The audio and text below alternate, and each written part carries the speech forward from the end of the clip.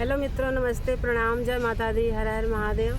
मित्रों, आज आपके बीच में बहुत ही प्यारा एक सोहर लाई हूँ। आप लोग सुनिएगा और आनंद लीजिएगा, प्यारा प्यारा कमेंट कीजिएगा।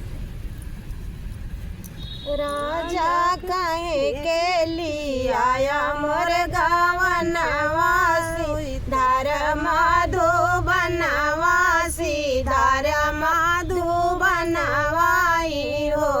राजा के करे पे छोड़ल रे उमरिया सी धार माधो बनवासी धार माधो बनवाई हो।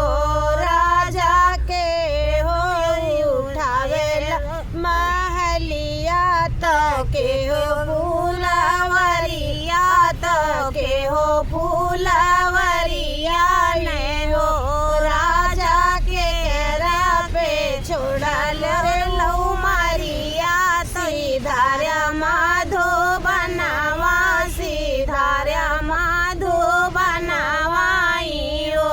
रानी बाबा उठावेले महलिया तो भैया मूलवरिया तो भैया फूलवरिया नी हो।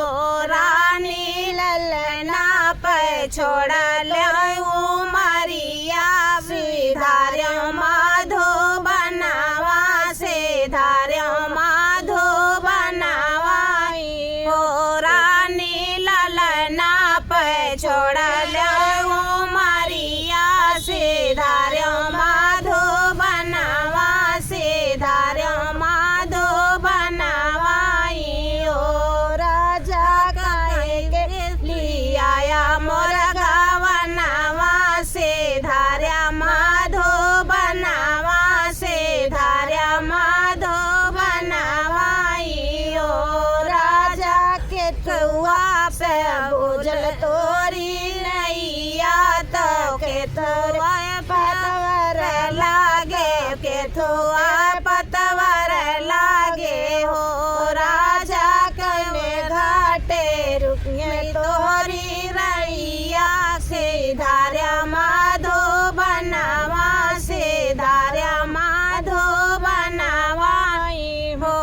रानी फुलवा से बोलन मोरी नैया तो सोने के पतवर लागे सोने के पतवर वाई हो। रानी पचुगाटे लगे मोरी नैया सीधार्या माधो बनवा सीधार्या माधो बनवाई हो। राजा कहे के लिए आया मोर गावा नवा सीधार्या माधो बनवा सीधार्या माधो बनवाई हो।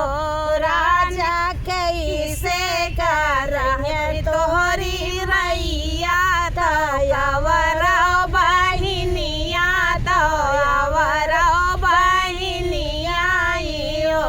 राजा कौने राजा बिन रे पुरुष कह तिरियावा कावने घाटे लगी है कावने घाटे लगी है ओ। राजा बिन रे पुरुष कह तिरियावा के करे गोहने लगी है के करे गोहने लगी है ओ। तनी बचन राजा सुन ले सोना है नाही पवले सोना है नाही पवले न हो। रानी भवन ने लगी है मैया सब बहिनी सजन घरे बहिनी सजन घरे हो। राजा मोरे घर